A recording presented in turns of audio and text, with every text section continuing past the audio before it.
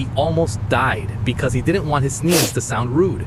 He's in the car with his family. A huge sneeze builds up and he gets embarrassed. So he pinches his nose, locks his mouth, and forces the sneeze back inside his own head.